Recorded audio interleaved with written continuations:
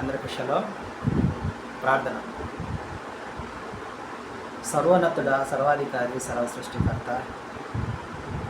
దయామయుడ, కరుణామయుడ, ఆలోచనకర్త, అద్వితీయుడ, యుగయుగములు జీవించుచు ఉన్న తండ్రి, ఆత్మస్వరూపి, ఆల్ఫా ఓమేగన తండ్రి, జీవజలముల నుండి దాటినప్పుడు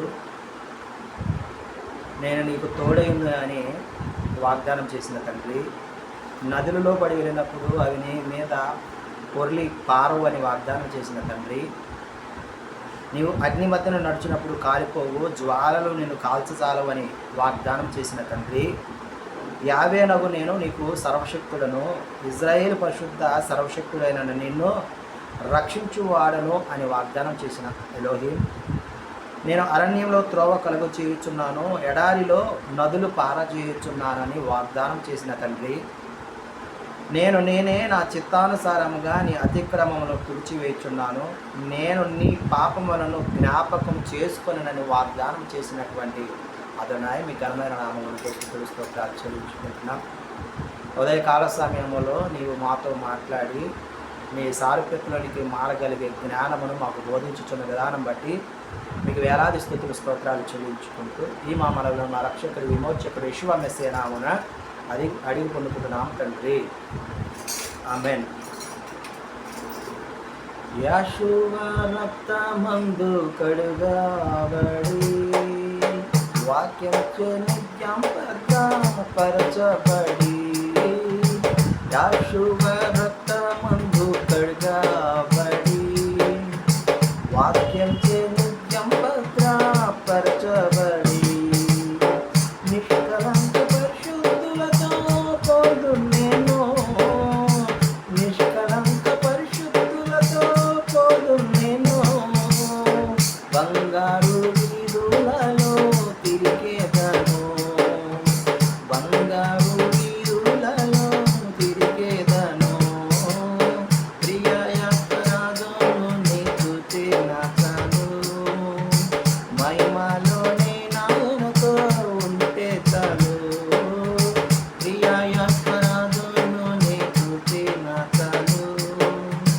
మహిమలోనే నాయనతో ఉంటే చాలు, నిత్యమైన మోక్షగ్రహము నందు చేరి, నిత్యమైన మోక్షగ్రహము నందు చేరి, భక్తుల గుంపులో హర్షించిన చాలు, భక్తుల గుంపులో హర్షించిన చాలు, ప్రియాయకరాలను నీకు తీర్న చాలు, మహిమలోనే నాయనతో ఉంటే చాలు, ప్రియాయకరాలను నీకు తీర్న చాలు, మహిమలోనే నాయనతో ఉంటే చాలు.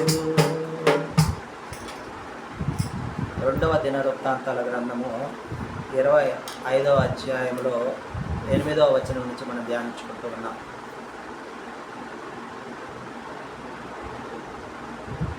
ఇక్కడ ఒక దైవజనుడు వచ్చి అమధ్యతో పలుకుతున్నటువంటి ప్రకటనను మనం చూస్తూ ఉన్నాం. నీవు ఇజ్రాయేలీయులలో ఎఫ్రాయిముల వద్ద నుంచి 1,00,000 మందిని నీవు సైన్యమును తీసుకుంటూ ఉన్నావు. ఆ 1,00,000 మందిలో ఒక్కరి మీద అయినను అదోనై వారి ఆత్మ ఉండదు. ఒకవేళ నా మాట కాదని నువ్వు తీసుకొస్తే నువ్వెంత బలముగా యుద్ధము చేసినప్పటికీ నీ శత్రువుల ముందు నీవు కూలుదువు అని ప్రకటన చేయగా,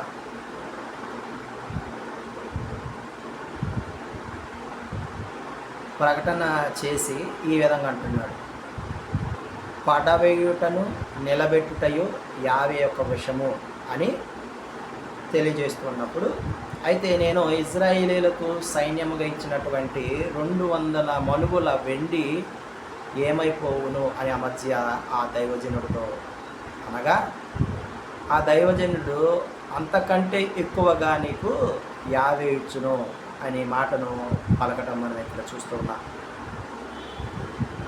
ఆ తర్వాత ఈ యొక్క 50 యొక్క ప్రవక్త మాట అమధ్య విని ఆ యొక్క 1,00,000 మంది సైన్యాన్ని తిరిగి వెళ్ళిపోమని తెలియచేయగా, ఆ యొక్క వెనుతిరిగి సైన్యము ఈ యోధ పట్టణంలోని కొన్ని పట్టణాలను వాళ్ళు చెరగొని దోచుకొని వెళ్ళిపోతారు. వీరు ఏదోమీయుల మీదకి అంటే ఉప్పు పల్లపు స్థలములో షెయిరు మన్యంలోని వారిని 10,000 మంది కూల్చి ఇంకొక 10,000 మందిని తీసుకొచ్చి ఒక కొండ మీద నుంచి వారిని పడవేసినట్లుగా వారు కూడా అంటే 20,000 మంది కూల్చినట్లుగా మనం ఇక్కడ చూస్తున్నాం. అక్కడ ఉన్నటువంటి ఏదోమీయులను ఓడించి